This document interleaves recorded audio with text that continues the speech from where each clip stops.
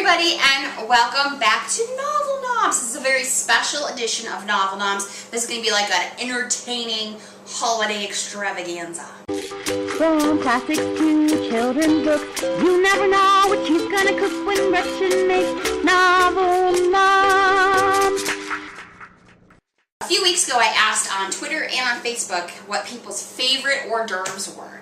And two of these were on that list because I felt like I couldn't avoid them because everyone loves them. And one of them is kind of one of my own little special creations. But I wanted to give you some ideas for things that you could make for your holiday celebrations that are easy, delicious, and somewhat nutritious. So we're going to make mini beef Wellingtons with my own little spin on it. We're going to make stuffed mushrooms, and we're going to make some stuffed cucumber with an Asian like fusion extravaganza wonderfulness inside.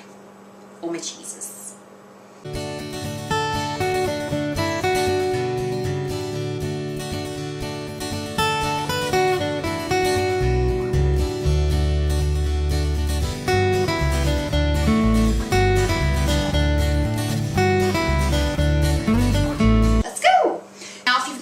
Beef Wellington before. Basically it's like a nice filet, like a filet mignon or a beef tenderloin that has some, they call it mushroom duxelle, but it's basically just mushrooms and shallots cooked really just numbly, and often it has goose pate or liver pate in there. We're not going to do that. We're going to do our own little spin on it. Instead of the goose liver, we're going to use blue cheese. OMG. I once in a restaurant had the most amazing dish and they called it Blue Wellington, which is where it comes from. And then the whole thing is wrapped up in some puff pastry. Hello. So what I'm doing right now is I'm taking 1-inch pieces of beef tenderloin and I'm just patting them dry with a paper towel. This may seem arduous, painstaking, but you want the beef to sear, and it's not going to sear if it's wet. So I'm just going to do a few pieces because otherwise, I don't have people coming over tonight. It's just me and my husband. Though we could have appetizers for dinner. So even if you're not having a party, this might be a fun little dinner idea for Christmas Eve or Christmas Day, if people just want to munch and kind of munch and go. Alright, so I have some olive oil that's heated up in a skillet. And I'm going to take my 4 pieces, because I'm just going to do 4, and I'm going to put them in this hot pan. And I just want to make sure that they get brown on 2 sides. So I'm going to cook them for about 3 to 4 minutes each side. While that's cooking on the first side, I'm going to start the filling for the middle part, which is just going to be some mushrooms. These are cremini mushrooms. I'm going to take a handful of those. And I'm going to turn these over and give these a nice little shake of salt on one side and then turn them over. See how it's nice and brown? Don't worry if it's a little pink in the middle. That's actually what we want. If you have issues with meat that's a little pink in the middle, you can cook it all the way through, but it's going to cook in the oven too, so we don't want to overcook it on the stove. So I'm going to put that on there for about 2 minutes until that's nice and brown on the other side. So these are nice and brown on each side to get a nice little caramelization, and I want to take those off. Remember, I'm not concerned if it's cooked all the way through because it's going to cook a little bit more in the oven. So I'm going to take these off the heat and set those aside. I'm going to take my mushrooms, and obviously you're going to increase the volume for however many you're going to do. You want to get a fine chop on this because it's going to go inside of a little bite-sized beef Wellington, so I don't want huge pieces of mushroom. I've also got a yellow onion. You could use whatever kind of onion you like. Typically, beef Wellington is made with a shallot, but you could use whatever you have on hand, and this is what I have of onion, but I want this very finely diced. You could do this in a food processor or a little hand blender.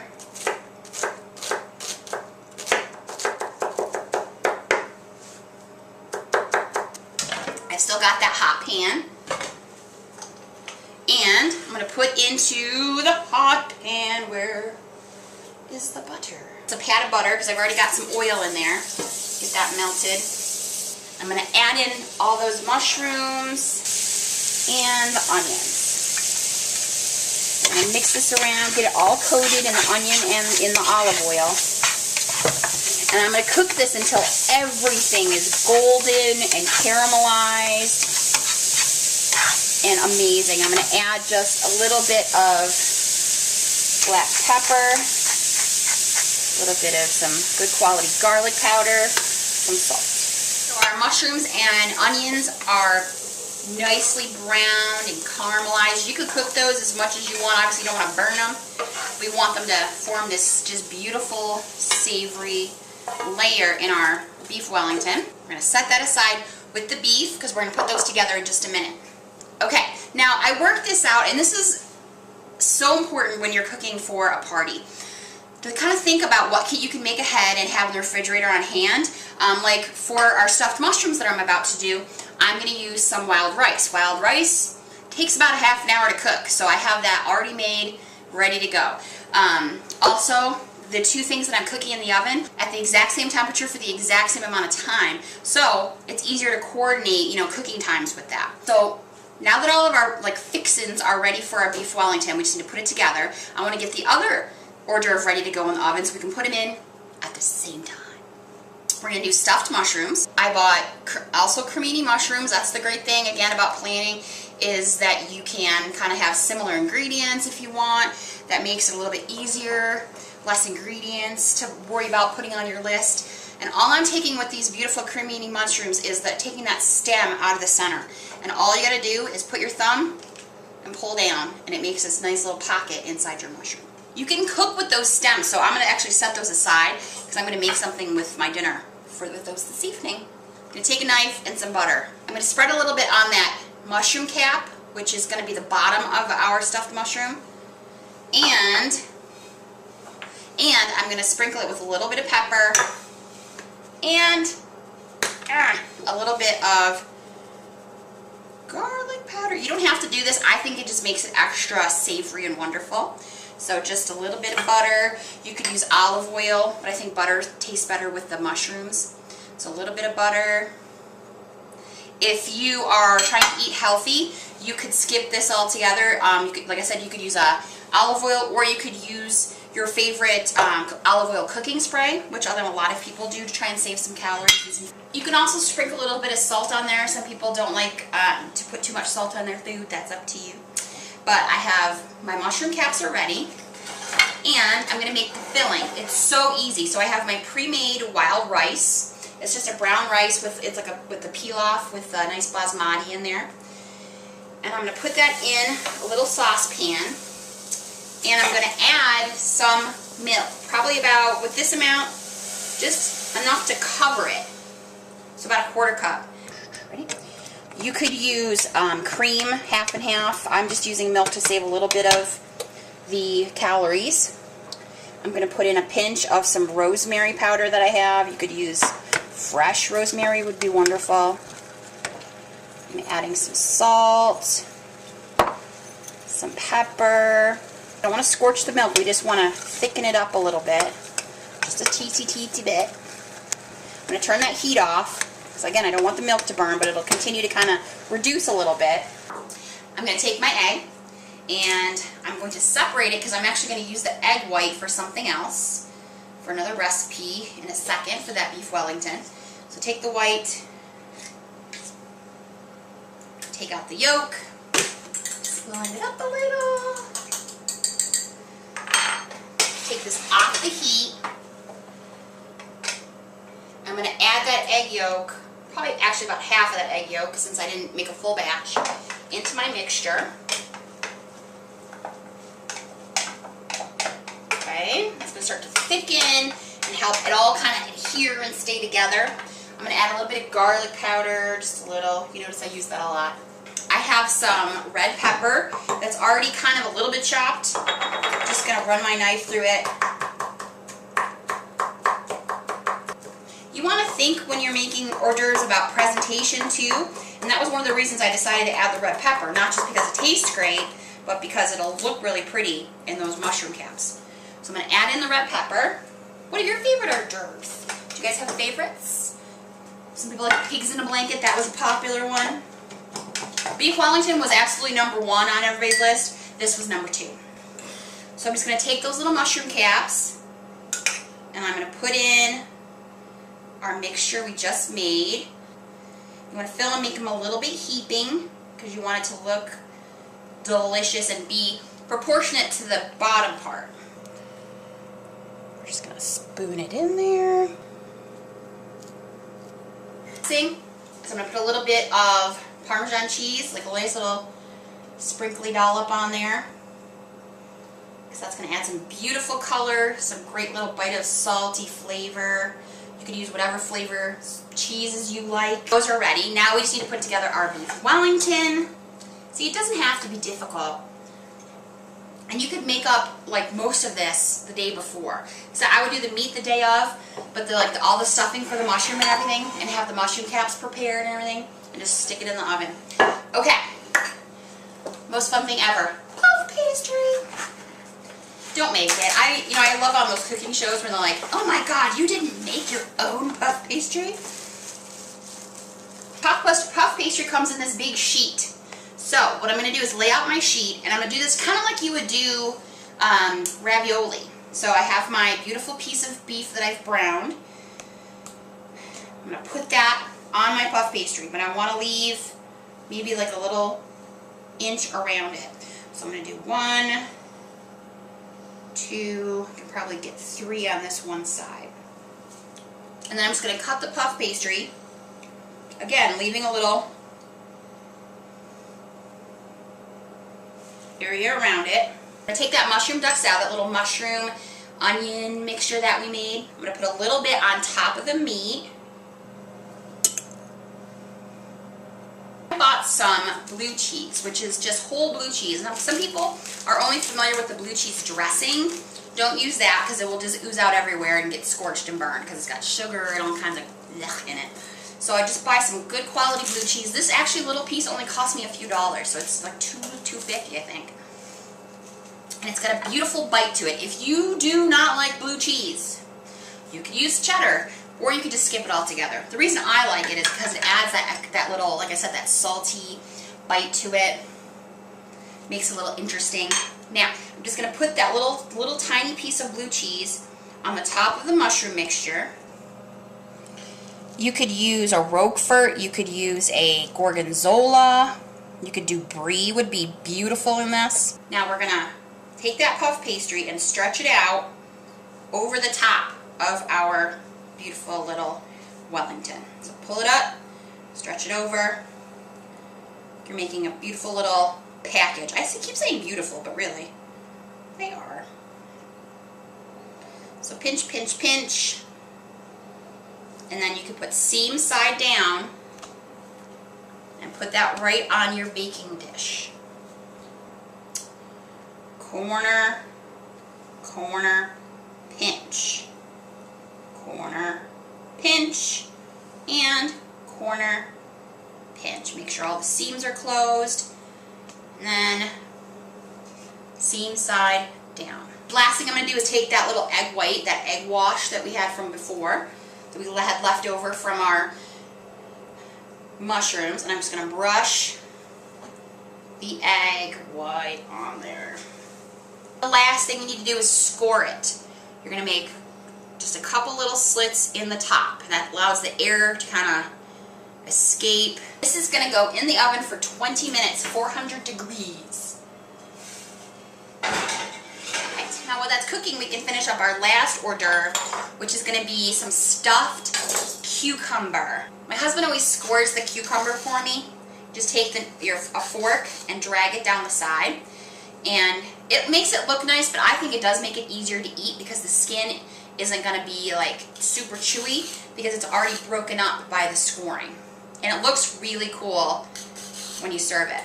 Awesomeness. Okay, so we've got our cucumber scored. Use a butter knife so that I don't hurt myself. And I'm going to cut straight down where you see those seeds. So cut straight down. And I'm going to make a square, kind of like you're coring an apple. Same idea. But you want to make sure it goes all the way through. Not be able to push the cucumber out, but you can kind of work the knife through there, and you're just kind of scoop out all that part that you just cut. So I'm kind of hollowing out my cucumber. Hollow! Then we're going to take a carrot. Take a grater. just going to grate the carrot. And we're going to give this a kind of like an Asian fusion. We're going to use some ginger, just a little bit of powdered ginger, salt, pepper. The beauty of this is you could really use whatever seasonings and flavors you like. All right, we're also going to mix in just a tiny bit of sesame oil. For this, like, I'm only doing a half of a cucumber, maybe a half a teaspoon of sesame oil, because that is some strong stuff. I'm also going to put just like a quarter of a teaspoon, just a few little splashes of soy sauce.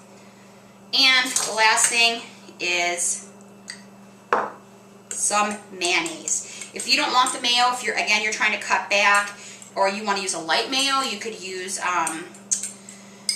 no mayo at all. It's up to you. But I like this because it gives it that creamy, beautiful flavor, and it helps it kind of stick together a little bit. Okay, so far that's pretty much it. I'm going to take my knife and take that carrot mixture, and I'm going to put it into my hollowed out cucumber. So you want to push it all the way down.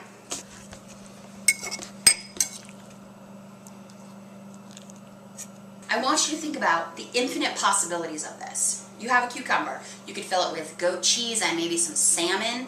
You could fill it with all kinds of different beautiful fresh ingredients on the inside of there, all different, like a vegetable slaw. Okay, and then all I'm going to do is cut this just like a sushi. So I'm going to make these,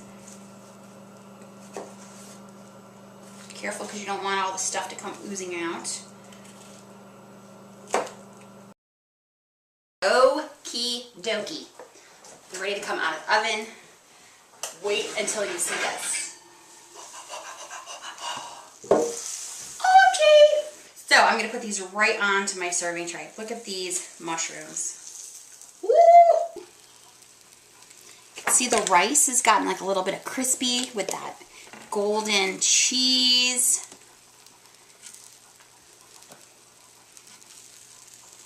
Beautiful little mini beef blue Wellingtons. Holy cow. Ooh, look at that. Now obviously, if I was making this for all of my friends and family, I would not only have one of these, but I would have several of these. It doesn't even really fill up my tray. But again, I wanted to just make enough that you could see how it's made, how delicious they are when I taste them, and just how easy it is to put together just some yummy, tasty little hors d'oeuvres. So let's give them a shot. Stuffed little cucumbers.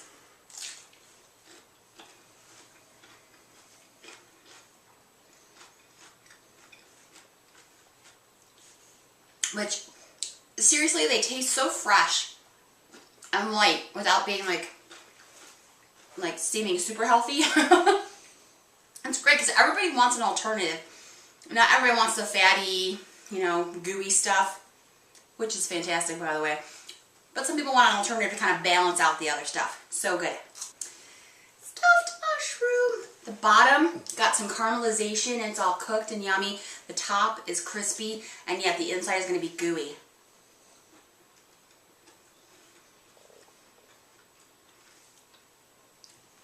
Holy cow.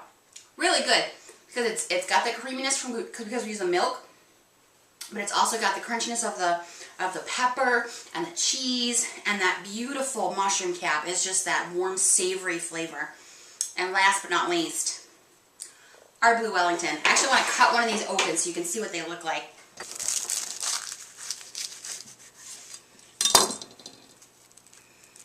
Look at that. You've got beef, you've got your mushroom, and the blue cheese is melted on top.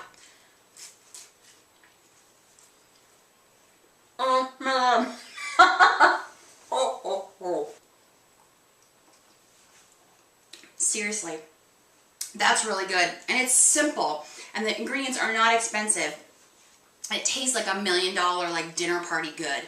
The blue cheese gets all melted and coats around the meat. Combined with the mushrooms, if you're worried about like the bite-sizedness, because these are a little bit bigger, you could cut these into quarters and then just put toothpicks in them. But why not let people just eat the whole big, wonderful, yummy blue Wellington?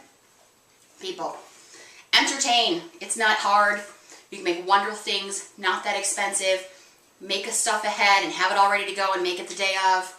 so yummy. I hope you guys have an amazing Christmas. I have a very special novel noms planned for you next week for Christmas dinner to show you what I made and hopefully just share with you a little bit of our family Christmas. I hope you guys have a fantastic week, a wonderful holiday, whatever it is that you celebrate, and I will see you next time on Novel Noms. From classics to children's books, you never know what she's gonna cook when Gretchen makes novel moms.